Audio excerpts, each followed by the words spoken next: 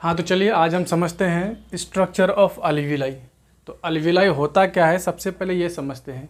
तो अलविलाई जो है एयर से लाइक स्ट्रक्चर है जहाँ पे गैसियस एक्सचेंज होता है।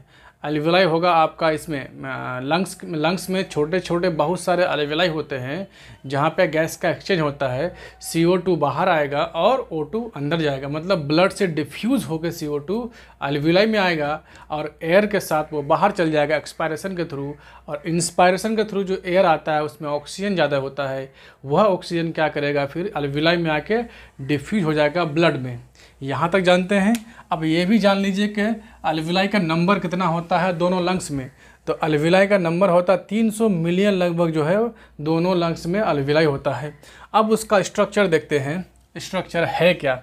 देखिए अलविलाई जो है इसमें क्या होता है, गैस या एक्सचेंज होता है। एयर अंदर जाएगा और एयर बाहर आएगा। जब एयर अंदर जाएगा तो उसमें जो है ऑक्सीजन का कंसंट्रेशन ज़्यादा होगा, और जब एयर जो है बाहर आएगा मतलब यह है इंस्पायरेशन होगा और यहाँ पे एक्सपायरेशन होगा। तो ऑक्सीजन देखो, जब एक्सपायरेशन होगा तो कार्बन डाइऑक्साइड लेके आएगा ज़्यादा, और इंस्पायरेशन होगा तो ऑक्सीजन ज़्यादा लेके आएगा। अलविलाई में आने के बाद यहाँ पे गैस का डिफ्यूजन होगा। देखो ब्लड से CO2 डिफ्यूज होकर अलविलाई में आ जाएगा और अलविलाई से ऑक्सीजन डिफ्यूज होकर ब्लड में चल जाएगा, और यहाँ के बाद फिर वो डिफ्यूज हो जाएगा। मतलब क्या हुआ कि इधर से इम्प्योर ब्लड आया है। तो इम्प्योर ब्लड कहाँ से आता है, तो हार्ट के 4 चैम्बर होते हैं, राइट ऑरिकल, लेफ्ट ऑरिकल, उसको आर्टरियम भी बोलते हैं, और राइट वेंट्रिकल और लेफ्ट वेंट्रिकल। तो राइट वेंट्रिकल से जब ब्लड पंप होता है तो पाल्मोनरी आर्टरी के थ्रू इम्प्योर ब्लड आता है आपका लंग्स के पास कहने का मतलब अलविलाई के पास आएगा। यह आया इम्प्योर ब्लड। तो इम्प्योर ब्लड उसको बोलते हैं जिसमें जो है CO2 का पार्शियल प्रेशर ज़्यादा होता है, यानी CO2 ज़्यादा होता है, और प्योर ब्लड में O2 जो है ज़्यादा होगा, CO2 कम होगा। तो यहाँ पे क्या हुआ, गैस का डिफ्यूजन हो गया, CO2 बाहर चला गया, ऑक्सीजन अंदर आ गया। तो ये हुआ आपका फंक्शन इसका। अब देखेंगे कि यहाँ पे जो गैस का डिफ्यूजन हो रहा है तो पहले क्रॉस कर रहा है अलविलाई के वाल को, फिर दोनों के बीच में कुछ सब्सटेंस भरा हुआ है, उसको बोलते हैं हम लोग बेसमेंट सब्सटेंस। उसके बाद क्रॉस करेगा किसका वाल को, तो क्या ब्लड कैपिलरी के वाल को क्रॉस कर रहा है। मतलब 3 लेयर यहाँ से जो है 3 लेयर यानी 3 मेम्ब्रेन को क्रॉस कर रहा है।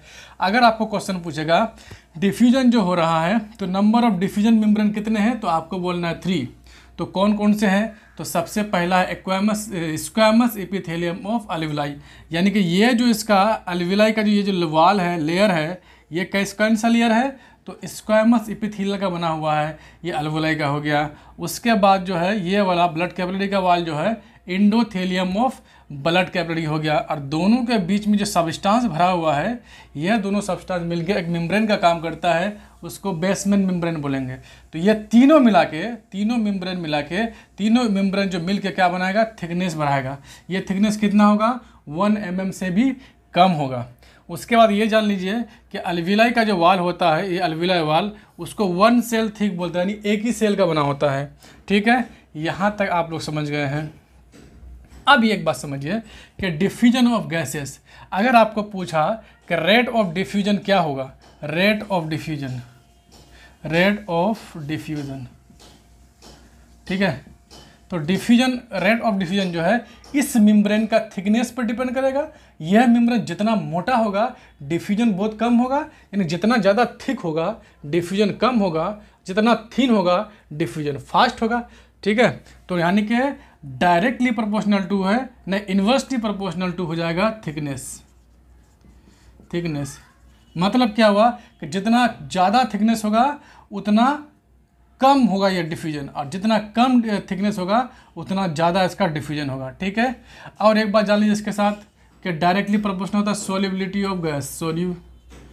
Of gas. ठीक है, यानी गैस जितना सोल्यूबल होगा उतना ज़्यादा डिफ्यूजन होगा।